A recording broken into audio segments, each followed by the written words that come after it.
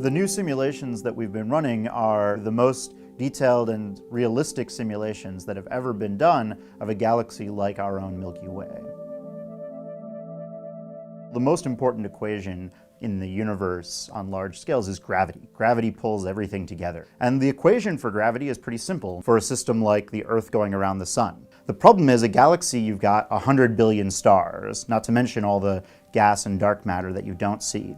So we need to solve a simple equation, but do it 100 billion times, over and over and over again. And that's what computers are really great at. We use the supercomputing facilities both here at Caltech, but also we use the national supercomputing facilities. So we can run them on thousands of computers at once. So for this particular simulation, we ran it using 2,000 computers all chained together. For a long time, there had been a big mystery surrounding not just the Milky Way galaxy we live in, but all of the little satellite dwarf galaxies around the Milky Way. These are tiny, tiny little galaxies, much smaller than Milky Way.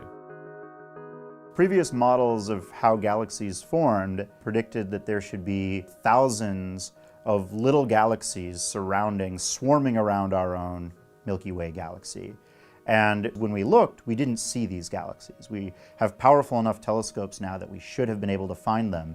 And people speculated that maybe this meant something was fundamentally broken about our understanding of the origins of the universe. And so that was the big problem. It was called the missing satellites problem, because the models predicted thousands of dwarf galaxies, and yet around the Milky Way we only observed 20 or 30 of them.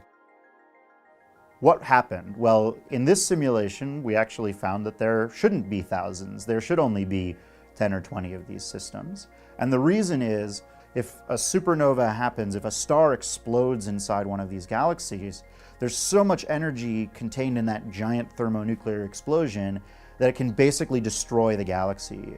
So you actually get the prediction that these galaxies started to form, but then they self-destructed because of the explosions of these supernovae. And that's what we also find in this simulation, is a lot of these dwarf galaxies that fell in and orbited near the Milky Way because of the gravitational tides, they got torn apart. And so we find that the dead remnants, we call it the stellar halo, around the Milky Way, a diffuse sort of cloud of stars, is actually the graveyard of all these dwarf galaxies that got torn apart. After the simulation ran, I was starting to make the plots, and I sort of showed the distribution of dwarf galaxies and put it side by side with what we'd observed around the Milky Way, and I saw that they were actually syncing up very nicely. That was an aha moment. That was the most exciting moment, at least for me, was seeing the success of this simulation in sort of addressing this long-standing mystery.